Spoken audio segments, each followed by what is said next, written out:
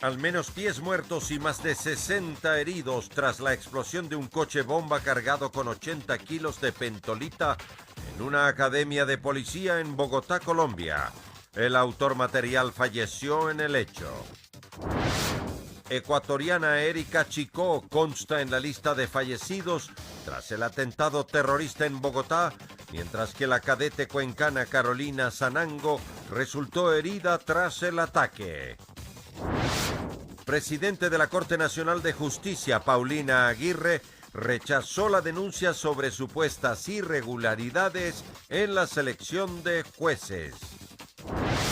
Presidente Lenín Moreno, junto al titular del Consejo de Participación Ciudadana, informaron de la creación del Tribunal de Cuentas en reemplazo de la Contraloría General del Estado. Conmoción por la brutal violación de 3 hombres a una mujer de 35 años en un bar de la capital. En lo internacional, involucran al presidente de Perú, Martín Vizcarra, con la constructora brasileña Odebrecht.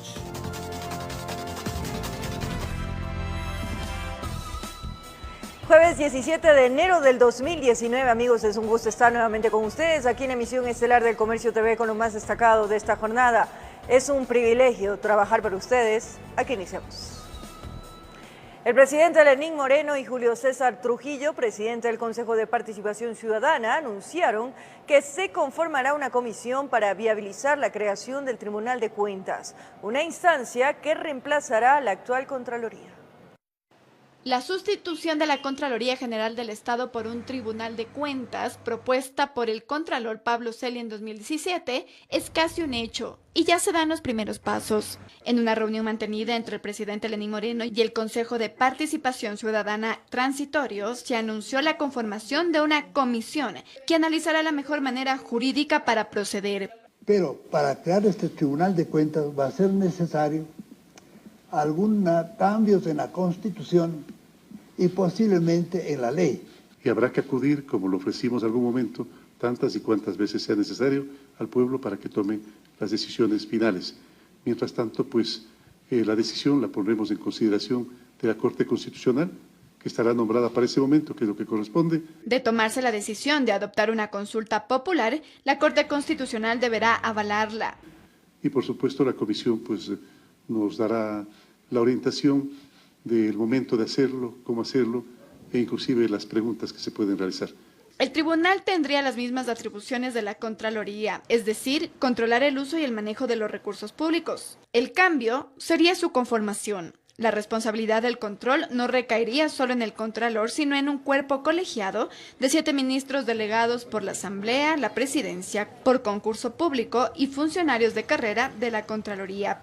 Al finalizar la reunión, los consejeros de Participación Ciudadana no dieron declaraciones, es decir, no se detalló quiénes conformarán la comisión, ni tampoco qué pasará con el actual Contralor subrogante, Pablo Celia. En Quito informó Andrea Urbi.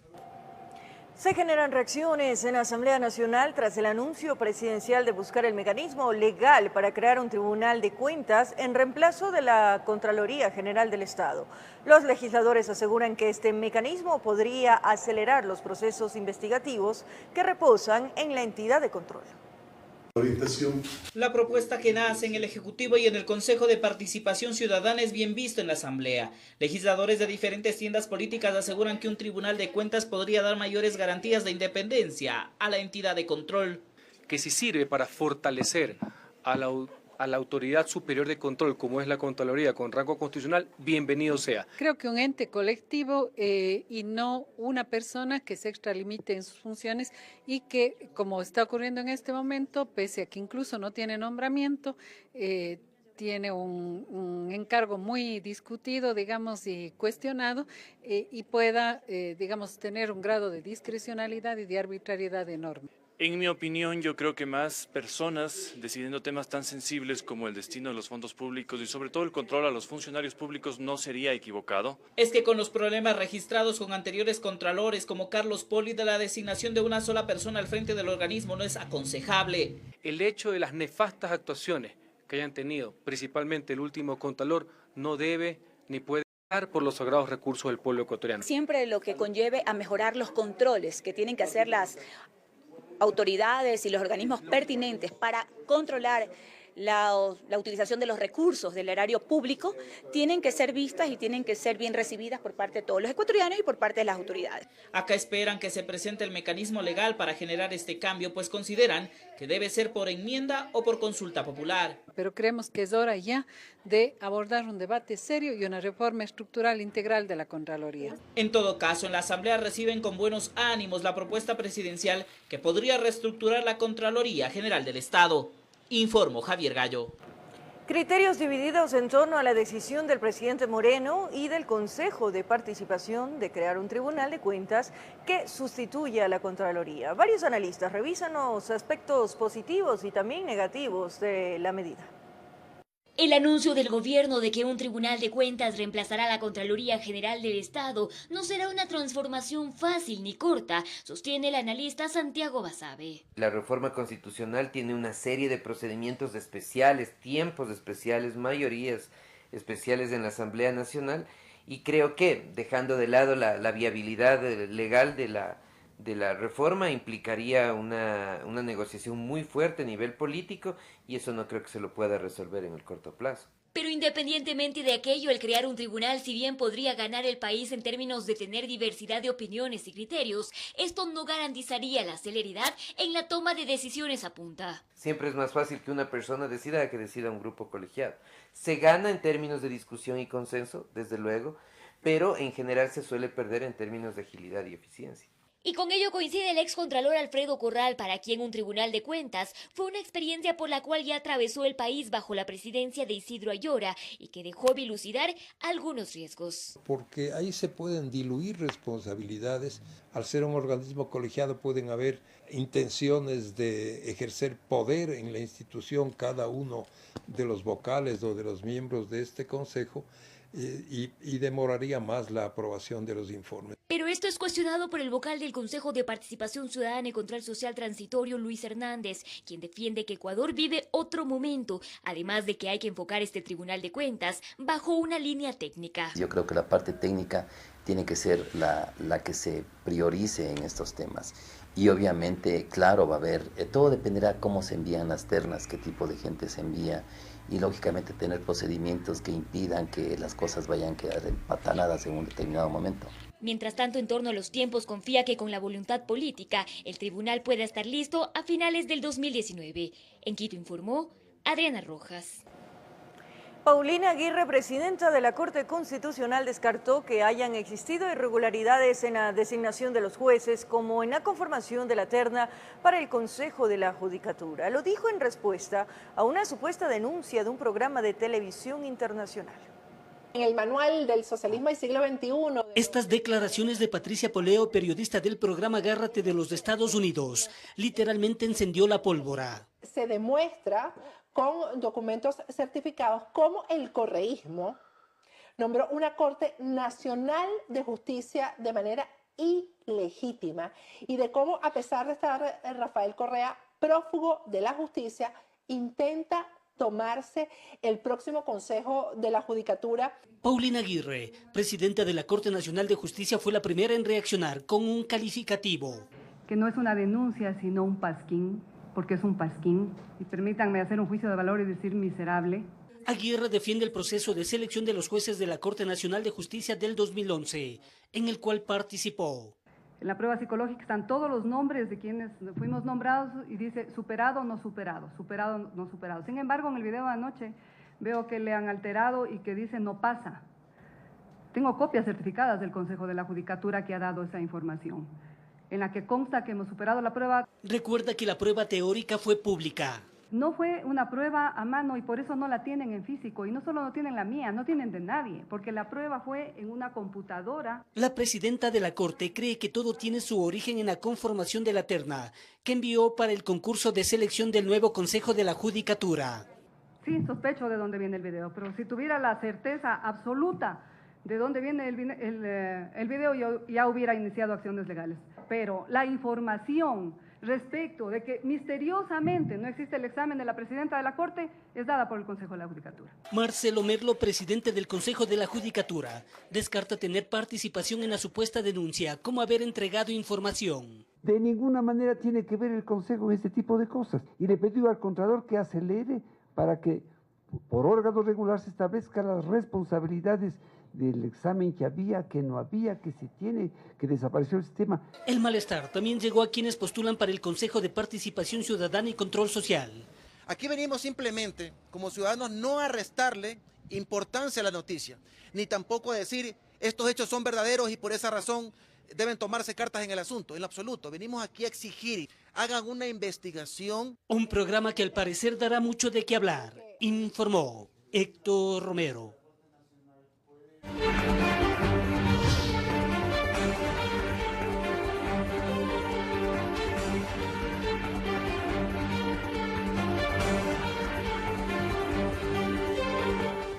La explosión de un coche bomba cargado con 80 kilos de pentolita en una academia de policía en Bogotá, Colombia, dejó al menos 10 muertos y más de 60 heridos. Entre ellos los fallecidos se encuentra una ecuatoriana, Erika Chico. El gobierno de Iván Duque calificó el hecho como un ataque terrorista. ¿Está bien? Cuidado, no se acerquen. Minutos de pánico se vivieron en Bogotá, Colombia, luego de que un coche bomba detonara en la escuela de la Policía General de Santander.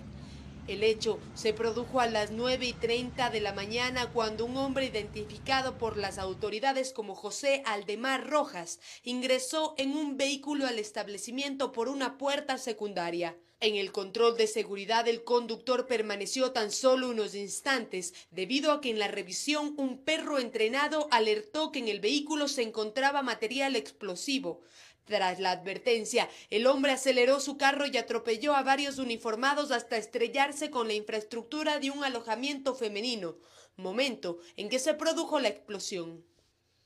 El vehículo estaba cargado de 80 kilos de pentolita. El atentado terrorista acabó con la vida de 10 personas, entre ellas una ecuatoriana. Además, dejó 65 heridos. Todos fueron trasladados a diferentes hospitales para ser atendidos.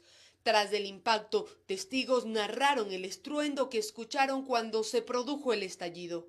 Me da tristeza, ¿no?, con lo que pasa en el país, porque había mucho tiempo que eso no pasaba, ¿no? Entonces yo vivo cerca de aquí de la Escuela General y el estruendo fue muy duro. Yo pensaba que era que habían chocado un carro contra la casa donde yo vivo. El presidente de Colombia, Iván Duque, llegó al sitio del siniestro donde se realizan las investigaciones para dar públicamente su pésame a los familiares de las víctimas. Colombia unida contra el terrorismo. Le manifiesto a los familiares de las víctimas y a la Policía Nacional mi solidaridad y la de todos los colombianos. El mandatario colombiano dijo que el caso no quedará en la impunidad. Este demencial acto terrorista no quedará impune. Los colombianos nunca nos hemos sometido al terrorismo. Siempre lo hemos derrotado. Esta no será la excepción. Las autoridades investigan cuáles fueron las causas, factores o si existe alguna organización armada o narcotraficante que esté detrás de José Aldemar Rojas, quien puso en emergencia y enlutó a varias familias colombianas. Informó Valeria Navarro. Y en horas de la tarde, el vicepresidente Otto Sonnenholzner viajó a Bogotá con los familiares de la compatriota fallecida. Esa información le tendremos más adelante. Ahora les contamos que el Consejo de la Judicatura instaló la Mesa de Justicia para exjudiciales que habrían sido destituidos de manera ilegal durante el pasado gobierno. ¡Justicia! ¡Justicia!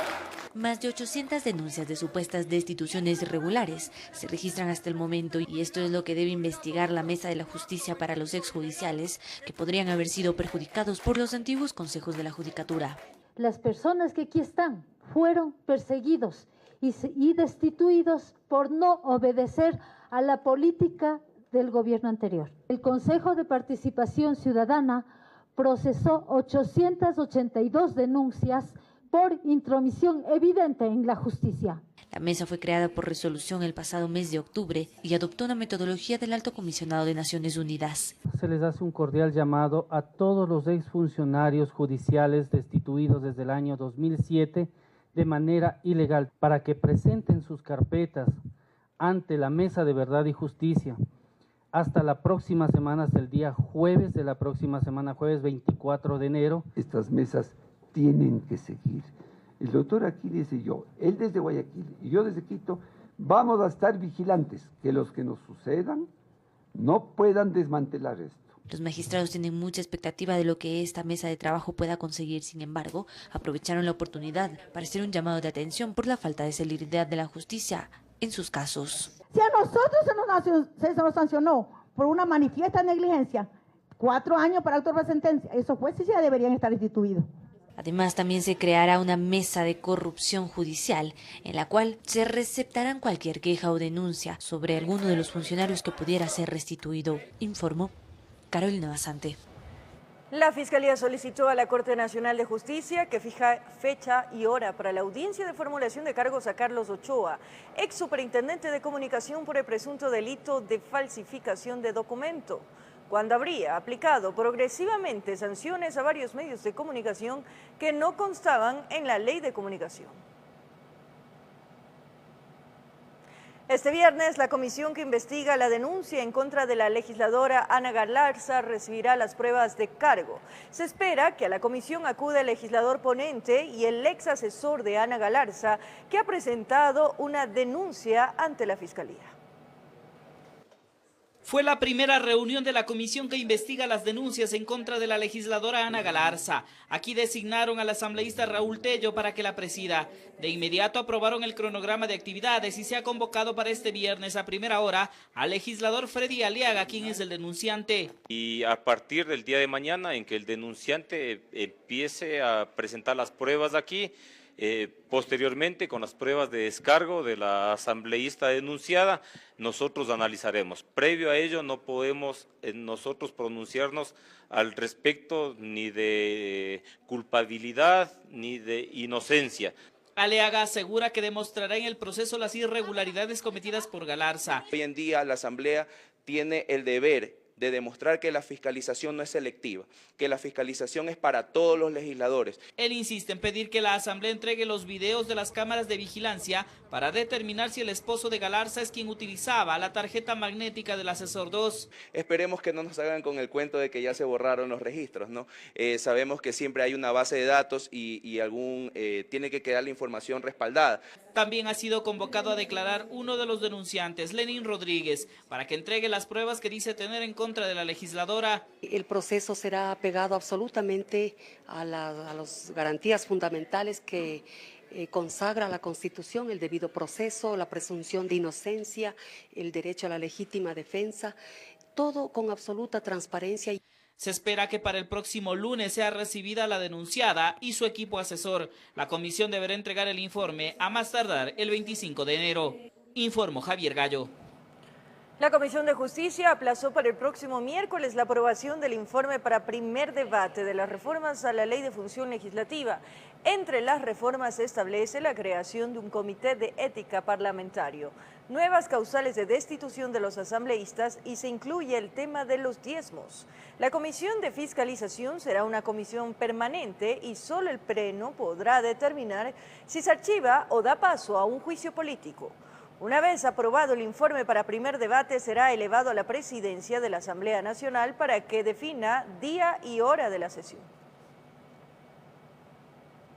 El presidente Lenín Moreno entregó certificados simbólicos a un grupo de jubilados como compromiso del pago pendiente. Reiteró que todo el dinero proveniente de la lucha contra la corrupción se destinará a este rubro y que este año se tratará de pagar al menos el 95% de la deuda. Solo un día después de que en cadena nacional el presidente Lenín Moreno anunciara que los 13,5 millones devueltos por el empresario Tomislav Topic en el marco de una investigación por corrupción sería destinado al pago de la deuda de alrededor de $1.200 millones con los jubilados, la declaración se hizo efectiva y hubo una reunión con los implicados. No puede ser posible que después de haber dado toda su vida al servicio de jóvenes, de niños, las personas que llegan a la tercera edad no tengan un retiro digno. Se tiene planificado cancelar un monto de 350 millones en el ejercicio fiscal 2019. No obstante, Moreno resaltó que esperan que este año se pague el 95% de lo adeudado. Haremos todo el esfuerzo para que este año quede cumplido, si no la totalidad, un 95 o 96% de la totalidad. Andrés Madero, ministro de Trabajo, por su parte apuntó que durante el 2017 y 2018 el gobierno nacional pagó por compensación jubilar a 14.198 personas por un monto aproximado de 710 millones de dólares. Hemos cumplido con casi el 60% de la deuda. A pesar de estas declaraciones, horas más temprano, la Confederación de Jubilados del Ecuador realizó una reunión en la que exigen al gobierno nacional se cumplan de inmediato con los ofrecimientos y además que el Estado pague lo correspondiente al aporte del 40% eliminado desde el 2015 y restituido en 2018 por la Corte Constitucional. En caso de no recibir respuesta favorable de acuerdo a la Constitución, al Código de Trabajo, cumpliremos con lo resuelto por el Comité Ejecutivo Ampliado de la Confederación Nacional de Jubilados y Pensionistas de Montevideo del Ecuador y se realizarán las movilizaciones nacionales. Al momento existen 11.039 jubilados pendientes de pago por compensación por un monto superior a los 565 millones de dólares. En Quito informó Andrea Orbe. Luis Hernández Peña Herrera, militar en servicio pasivo y actual vocal del Consejo de Participación Ciudadana y Control Social Transitorio, deberá ser ascendido de coronel a general de la Brigada de las Fuerzas Armadas del Ecuador. Esto tras un litigio de 18 años, luego de que en el 2001 se le negara dicho grado, pese a cumplir con todos los requisitos. Una batalla más librada, aunque esta no fue en un campo de guerra, sin duda fue la más larga, pues 18 años han pasado desde que en junio del 2001 el Consejo de Generales de aquel entonces no aceptó el ascenso a general del Ejército a Luis Hernández, pese a tener la primera antigüedad de su promoción, es decir, el oficial con más alto puntaje acumulado en su carrera militar. Yo no tenía ninguna sanción en la vida militar, pero me negaron el ascenso en secreto, pero nunca me dieron las razones. Impulsado por una trayectoria heroica, pues comandó las tropas en la guerra del Cenepa durante el conflicto bélico con el Perú, mérito por el cual fue condecorado con la Cruz de Guerra, la más alta que puede ostentar un soldado y que pocos la tienen en el país, decidió iniciar el largo litigio. Seguí la lucha porque se violaron mis derechos. Luego, en el 2003, el Tribunal Constitucional, por 5 votos a favor y 4 en contra, me negó la lucha que estaba haciendo y pasé a Washington. Y en el 2014 en Washington me admitieron el caso y dejaron abierta la puerta para que yo como víctima negocie con el Estado ecuatoriano una salida, un acuerdo amistoso. Acuerdos que se concretaron 4 años después, en los cuales también se pronunció la Comisión Interamericana de Derechos Humanos, CIDH, que notificó al Estado ecuatoriano la resolución de admitir la petición de ascender a Hernández. El acuerdo realmente no es más que restablecerme los derechos que perdí, es decir, me ascienden a general. Resalta que esta lucha ha sido solo por rever una injusticia, pues incluso renunció a cualquier tipo de indemnización por daños y perjuicios y solo recibiría el sueldo que le corresponde como general. De pasar este caso a la Corte, yo podría ser indemnizado económicamente por sobre $1 millón y es algo que yo nunca he buscado porque era únicamente que se repare una injusticia. Mientras tanto, en torno a las razones por las cuales fue declarado como no idóneo para ascender a general, indicó que no investigará más. Considera que todo pudo ser una represalia por impulsar el ingreso a mujeres como oficiales de armas de la Fuerza Terrestre. Eso no les gustó a muchos de los generales que no me calificaron. Y realmente una vez que yo salí, suspendieron el reclutamiento. Entonces ahí está realmente contestado. En Quito informó Adriana Rojas. El subsidio de consumo de energía en el uso de cocinas de inducción continuará durante el 2019. El objetivo de las actuales autoridades es recuperar el proyecto gubernamental y así incentivar el empleo de estos artefactos en reemplazo del uso de gas doméstico en los hogares. El programa de incentivos para la adquisición de cocinas de inducción inició en el 2014, tiempo en el que se estableció el subsidio del consumo de electricidad generado por estos artefactos. En primera instancia, el descuento concluía el 31 de diciembre del 2018. Sin embargo, las autoridades anunciaron una extensión por un año más. Respuesta al clamor de un grupo de ciudadanos, solicitó la extensión por un año más del subsidio. Se estima que cerca de 600.000 usuarios de cocinas de inducción a escala nacional se benefician del subsidio. Continúan con el subsidio los que ya están, y las personas que compren cocinas recientemente también lo podrán aplicar. La decisión gubernamental busca recuperar el proyecto y promover el empleo de electricidad para reemplazar el uso de gas doméstico. Principalmente por el costo del subsidio y también por seguridad, ¿no? En condiciones de calor en la costa es muy frecuente encontrar accidentes porque el gas es un combustible que está expenso a crear un accidente. Por lo cual quienes adquieran una cocina de inducción se podrán acoger al subsidio. Es importante señalar que el cálculo para el descuento se basa en el excedente del promedio habitual de consumo de electricidad. Invitamos a los que no se inscribieron a llenar un formulario en cualquier empresa eléctrica y aplicar al subsidio, porque el promedio del uso permanente de la cocina es 80 kilovatios hora.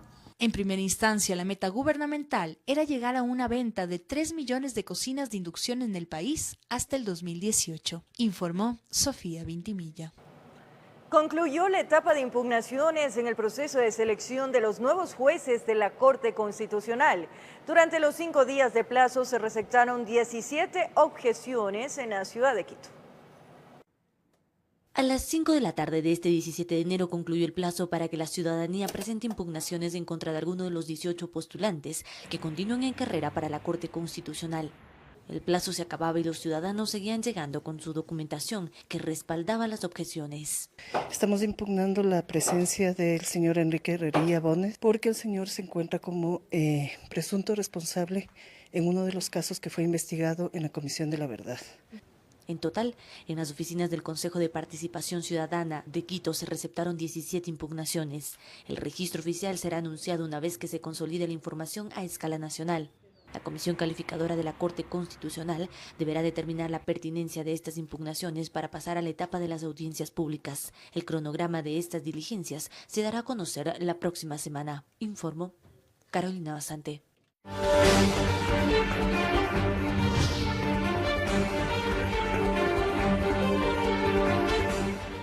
Reiteramos la información: explosión de un coche bomba cargado con 80 kilos de pentolita en una academia de policía en Bogotá, Colombia, dejó al menos 10 muertos y más de 60 heridos. Entre los fallecidos se encuentra la ecuatoriana Erika Chico.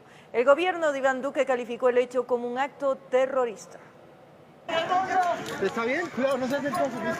Minutos de pánico se vivieron en Bogotá, Colombia, luego de que un coche bomba detonara en la escuela de la Policía General de Santander. El hecho se produjo a las 9:30 de la mañana cuando un hombre identificado por las autoridades como José Aldemar Rojas ingresó en un vehículo al establecimiento por una puerta secundaria. En el control de seguridad, el conductor permaneció tan solo unos instantes debido a que en la revisión un perro entrenado alertó que en el vehículo se encontraba material explosivo. Tras la advertencia, el hombre aceleró su carro y atropelló a varios uniformados hasta estrellarse con la infraestructura de un alojamiento femenino, momento en que se produjo la explosión. El vehículo estaba cargado de 80 kilos de pentolita. El atentado terrorista acabó con la vida de 10 personas, entre ellas una ecuatoriana. Además, dejó 65 heridos. Todos fueron trasladados a diferentes hospitales para ser atendidos. Tras el impacto, testigos narraron el estruendo que escucharon cuando se produjo el estallido. Me da tristeza, ¿no?, con lo que pasa en el país, porque había mucho tiempo que eso no pasaba, ¿no? Entonces yo vivo cerca de aquí de la Escuela General y el estruendo fue muy duro. Yo pensaba que era que habían chocado un carro contra la casa donde yo vivo.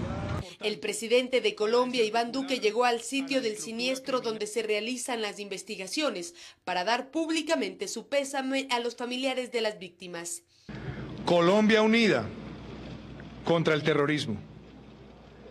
Le manifiesto a los familiares de las víctimas y a la Policía Nacional mi solidaridad y la de todos los colombianos.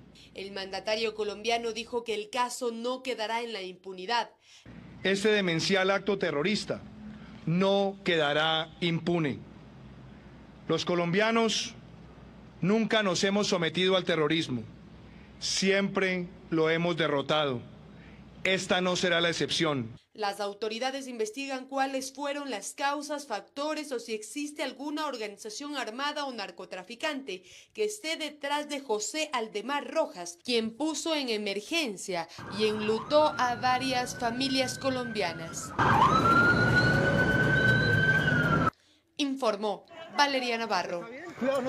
2 ecuatorianas fueron víctimas del atentado en Bogotá. Una de las cadetes falleció, la otra resultó herida, pero se encuentra estable. Las autoridades del país viajan con los familiares de las víctimas hacia Colombia.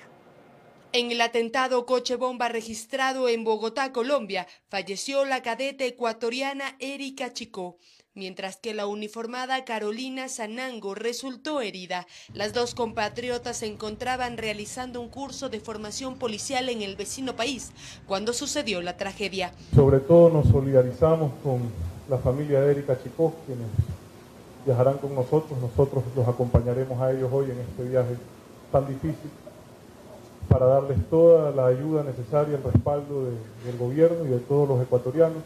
El vicepresidente de la República, Otto Sonnenholzner, y la ministra del Interior, María Paula Romo, viajan con los familiares de las víctimas a Colombia para extraditar el cuerpo de la uniformada y brindar apoyo a la cadete herida y demás agentes ecuatorianos que se encuentran en el lugar. En este periodo, la Policía Nacional tenía a 15 cadetes en la escuela que fue atacada esta mañana. 5 regresaron hace poco porque ya se graduaron hace algunos meses y de los otros 10 que estaban ahí nos debieron comunicar este terrible acontecimiento. Las autoridades ecuatorianas han repudiado el hecho. Sí, el rechazo enérgico del gobierno ecuatoriano a este tipo de actos terroristas, que lo único que intentan causar es el terror, el temor, el miedo. Nosotros eso no lo podemos permitir. A estas declaraciones se suma el presidente de la República, Lenín Moreno, quien a través de su cuenta de Twitter dijo que el brutal acto terrorista en Bogotá cobró la vida de una compatriota. Mi más sincero pésame a los familiares, amigos y compañeros de Erika Chicó. Esperamos la pronta recuperación de Carolina Sanango, quien sufrió heridas leves. Como el gobierno ecuatoriano, Argentina, Venezuela, Bolivia y la Organización de los Estados Americanos han rechazado el acto terrorista ocurrido en la Escuela General de la Policía de Santander, Colombia, informó Valeria Navarro. Momento de nuestra primera pausa aquí en la emisión estelar del Comercio TV y al regresar, mucha atención. En grupo, 3 hombres violan presuntamente a una joven de 35 años. En una discoteca, en un bar. Ellos están con prisión preventiva. Además, más de 20 detenidos en 15 allanamientos fue el resultado de la operación Mega Avalancha 2, ejecutado en 2 provincias. Ya volvemos con los detalles aquí en TVC. Gracias por seguir en nuestra sintonía. Con prisión preventiva se encuentran los 3 hombres quienes el pasado domingo habrían violado a una mujer de 35 años durante una fiesta de cumpleaños. 2 de los agresores serían amigos cercanos de la afectada, a quien la Fiscalía le dictó medidas de protección. Marta. Así llamaremos a la víctima de una atroz violación en la que están involucrados 3 hombres, 2 de ellos amigos de la mujer de 35 años desde hace mucho tiempo. Todo ocurrió la tarde del domingo 13 de enero. Marta había salido con 6 personas más para celebrar el cumpleaños de su amigo. Se dirigieron a un local de comidas ubicado en el norte de Quito, del cual era socio uno de sus acompañantes. Cuando llegaron al lugar, 3 de sus amigos salieron a comprar algo que faltaba para la comida, pero nunca se imaginaron que al regresar iban a encontrar a Marta ultrajada. Había sido víctima de una violación múltiple. La chica que estaba en la mesa de billar acostada, sin conciencia, ensangrentada. De inmediato dieron aviso al 911. Al llegar, las autoridades encontraron varias evidencias de lo ocurrido. La policía les detuvo inmediatamente a los tres porque los tres tenían maculaciones marrones en su ropa que presuntamente sería sangre. Tomaron todas las evidencias, incluido presuntos objetos que habían sido utilizados para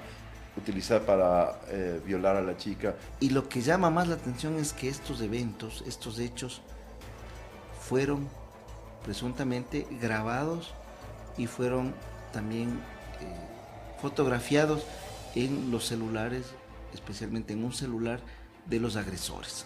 Marta fue trasladada a un centro de salud para su valoración. Los médicos corroboraron el ataque. De acuerdo a la entrevista que la víctima la hizo a la psicóloga, se establece y relata que ella tomó 2 vasos de licor y perdió el conocimiento. Esto hace ver de que efectivamente fue suministrada algún tipo de sustancia estupefaciente. Al momento, los supuestos agresores, quienes fueron detenidos en flagrancia, tienen orden de prisión preventiva y se encuentran recluidos en el CDP. El momento que se realizaron el examen médico que se le realiza a los detenidos, efectivamente se establece de que ellos estaban en estado etílico. De ser hallados culpables, ellos podrían enfrentar una pena de privación de la libertad de hasta 29 años 4 meses por los agravantes. En este caso tenemos 2 agravantes. El delito se cometió por 2 o más personas y además hay una agravante específica para los delitos sexuales que es conocer anteriormente a la víctima. La Fiscalía dio a conocer los nombres de los agresores. Se trataría de Juan Andrés M. y los hermanos John Alexander y Dani Paul C. Mientras tanto, para Marta fueron dictadas medidas de protección. Informó Sara Naranjo. Lamentable, y más de 20 detenidos en 15 allanamientos fue el resultado de la operación Mega Avalancha 2 ejecutado en 2 provincias. El operativo policial estuvo dirigido para controlar la minería ilegal. En esta ocasión se fueron en busca de quienes serían integrantes de 2 organizaciones delictivas supuestamente dedicadas a la explotación minera de forma ilegal en la parroquia de Buenos Aires de la provincia de Imbabura. Estos recursos eran explotados de forma antitécnica, alterando el ecosistema y causando una afectación ambiental irreversible. Un trabajo minucioso de cerca de 1 año permitió a los agentes de la UIA y de la Unidad de Investigación de Delitos Mineros determinar la existencia de 2 supuestas organizaciones encargadas de la extracción, explotación, transporte, comercialización y almacenamiento de material aurífero. Conjuntamente con Arcom se están realizando las pericias técnicas para determinar la calidad y el monto de material aurífero para que con esas evidencias poder sostener dentro de la investigación. Todo el proceso y explotación no estaba autorizado. En 15 allanamientos realizados al noroccidente de Pichinchay, en la zona de Buenos Aires, fueron detenidos 22 sospechosos, 2 de ellos de nacionalidad colombiana. 3 personas de los detenidos tienen antecedentes. La fiebre por el metal precioso generó un nivel de violencia en la parroquia de Buenos Aires. Disputa entre los mineros dejaron 4 muertos en los meses de abril, junio, julio y diciembre del 2018. Las mismas que se debe a disputas por organizaciones que quieren tomar el control minero ilegal. Las evidencias encontradas permitirán sustentar el trabajo ilegal que manejaban supuestamente los integrantes de las 2 organizaciones. El operativo permitió la incautación de 31 toneladas de material aurífero, así como maquinaria y herramientas que utilizaban para la actividad ilegal. Con esto, las autoridades que hacen justicia tienen todos los elementos suficientes para que puedan, en base a derecho, hacer lo que corresponde. Informó Iván Casamen. La policía especializada en delitos hidrocarburíferos operó en Tulcán. Después de una investigación se determinó los puntos en donde se almacenaba combustible para luego ser comercializado hasta Colombia. 10 personas fueron detenidas. Con un sorpresivo operativo, la Policía de Hidrocarburos finalizó 3 meses de seguimiento a diferentes ciudadanos que fueron evidenciados dentro del tráfico de combustible a Colombia. 20 allanamientos, 9 personas detenidas, 10 vehículos retenidos y decenas de galones de gasolina que iban a ser comercializados en Ipiales fueron incautados. Este fue un trabajo articulado en base a una modalidad que en esta localidad es muy conocida, el hormigueo. Las coordinaciones por parte de la policía ecuatoriana se realizaron con sus similares en Colombia. Los operativos fueron de manera simultánea con igualdad de resultados. Esta operación tiene el carácter también de binacional.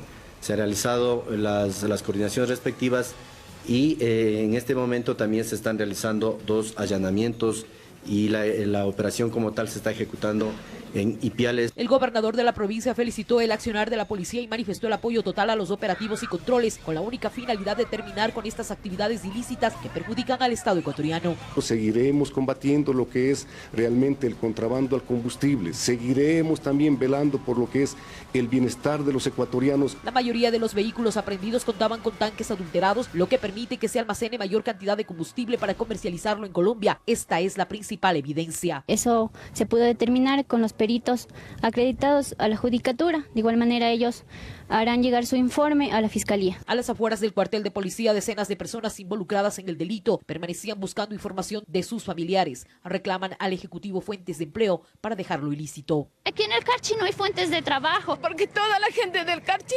está en eso, trabaja en eso. Porque estaba simplemente con 4 canecas. Yo creo que 4 canecas no es contrabando. Con imágenes de José Cedeño desde Tulcán, informa Miriam Enríquez. Un operativo policial ejecutado esta madrugada en las provincias de Guayas y Loja logró la desarticulación de una red de narcotráfico que, según las autoridades, mantenía ingresos que superan el $1.000.000. 25 personas fueron detenidas y gran cantidad de droga fue decomisada.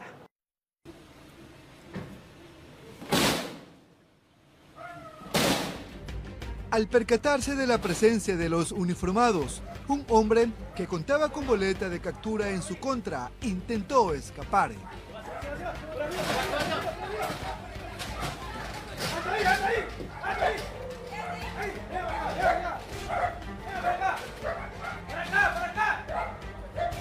Minutos después, los agentes lograron neutralizar al individuo. Se trata de una de las más de 25 personas que fueron detenidas en las provincias de Guayas y Loja. Según la policía, integraban una organización narcodelictiva. Estarían transportando sustancias sujetas a fiscalización desde Loja, desde el sector de Macará, hasta la ciudad de Guayaquil, provincia de Guayas, y donde se hace una distribución de todas estas sustancias catalogadas o esta fiscalización.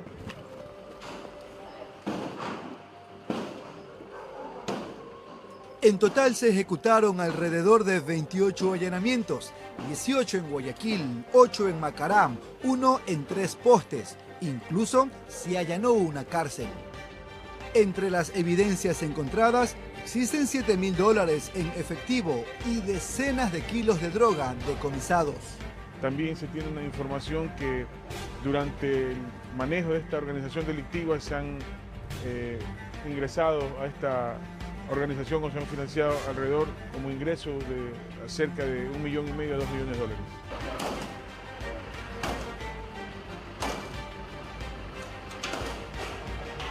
Además, en otro operativo fueron allanadas 3 casas en la cooperativa Santiaguito Roldós, en Guayaquil, y detuvo a una persona.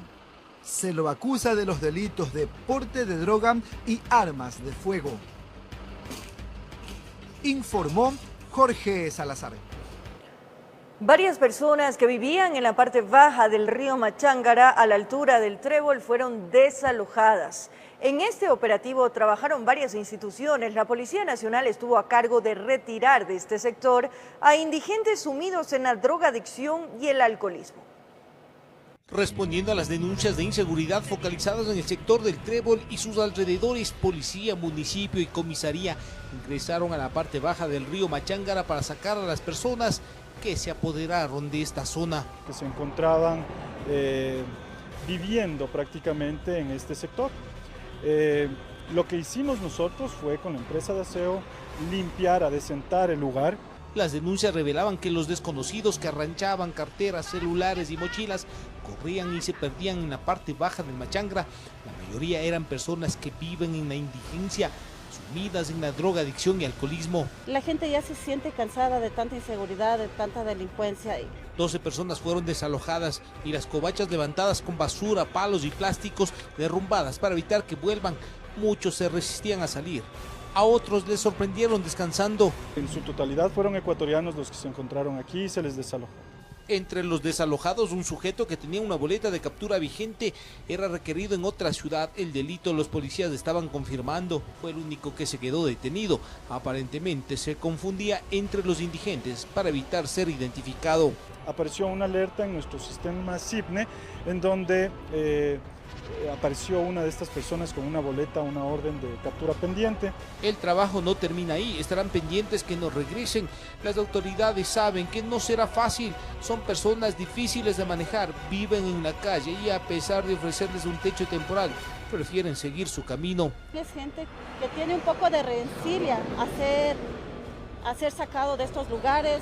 Muchas veces ya se les ha llevado a lugares donde les pueden tratar, pero ellos escapan, se salen. En todo caso, el trabajo estuvo dirigido a bajar el nivel de inseguridad en el sector del Trébol, lugar de gran movimiento de personas que llegan de varios puntos de la ciudad. En Quito informó Iván Casamen. Se obtuvo reveladores detalles respecto al incendio que cobró la vida de varias personas al interior de una supuesta clínica de rehabilitación. El perito encargado de la investigación menciona que las condiciones presentadas impidieron cualquier acción de ayuda.